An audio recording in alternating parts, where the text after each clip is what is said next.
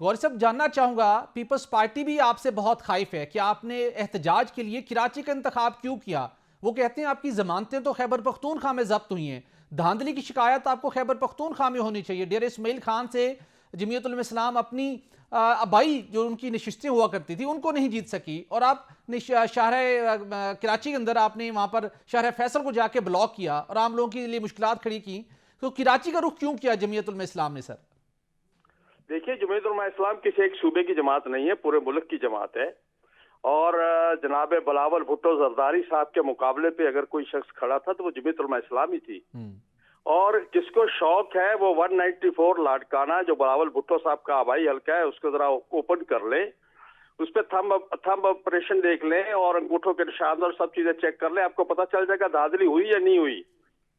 फैसल करीम कुंडी साहब डेरा इस्माइल खान से बाहर नहीं निकलते और उनको जरा बाहर हुए, उनको थोड़ी देर पहले बयान पड़ा है, उनको जरा बाहर आना चाहिए। वो पूरे पाकिस्तान के अगर तर्जमान है तो वो लाड़काना की तर्जमानी भी करे।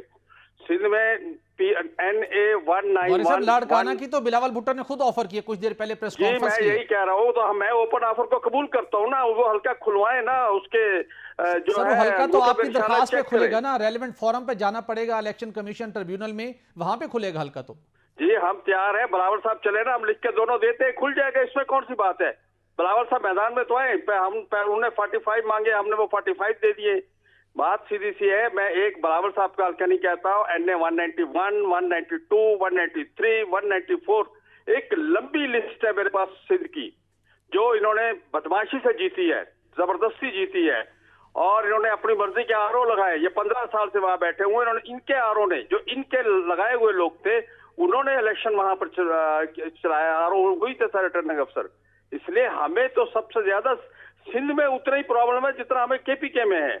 सिंध में हमारी इस वक्त जीती हुई सीटों को इन्होंने लिया है। गौरी साहब, कोई आपने वर्किंग की होगी कराची समेत सिंध भर के अंदर, या हम कंट्री वाइड बात करें, JUI का क्या क्लेम है कि कितनी नशिस्तों के ऊपर आप समझते हैं, वो कौमी हो या सूबाई हो, कि आपके साथ नाइंसाफी हुई है? वो उनकी कोई तादाद आप मेंशन कर सकते हैं?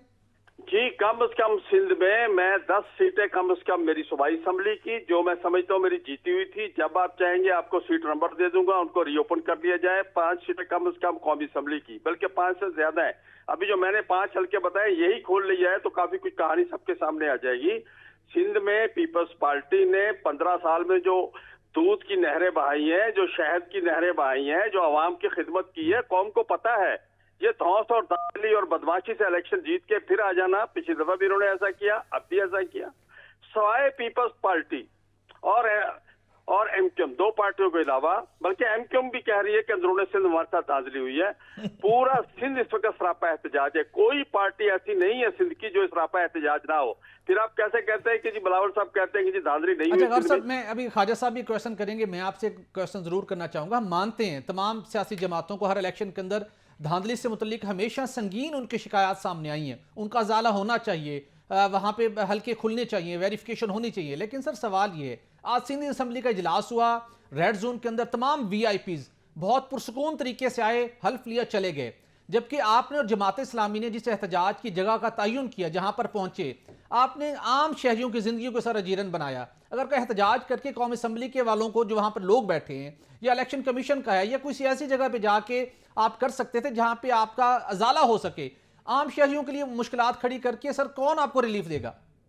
देखिए, हम इलेक्शन कमीशन के आगे भी एहतजाज कर चुके हैं।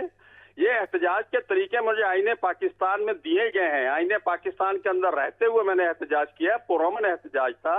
और शहर से बाहर इन्होंने मोटरवे खुद बंद किया है, वहां मेरे कारकुनों को रोका है टूल प्लाजा पे, मोटरवे इन्होंने बंद किया, हमने बंद नहीं किया। शारे फैसल इन्होंने बंद की, जब हमें रोका है, हमने बंद नहीं की, और इन्होंने खुद बंद की है। और उसके बाद फिर बेतहाशा फायरिंग, फिर आंसू गैस की शेलिंग, भी की गई है गिरफ्तारियां। तो हमें ये इश्तियाल में दिलाना चाहते हैं, हम इस तरह इश्तियाल में नहीं आएंगे। हमारा एक कारकुन ने इश्तियाल में नहीं आया। हम पे सफेद कपड़ों में मलबूस जो लोग थे पुलिस के अंदर, उन्होंने हमारे ऊपर पथराव भी किया, हमारी गाड़ियों के शीशे भी तोड़े गए, प्रूफ सामने मीडिया के पड़ा हुआ है, हमारे लोग भी जख्मी पड़े हुए हैं, लेकिन हमने जवाबी कार्रवाई अभी तक नहीं की।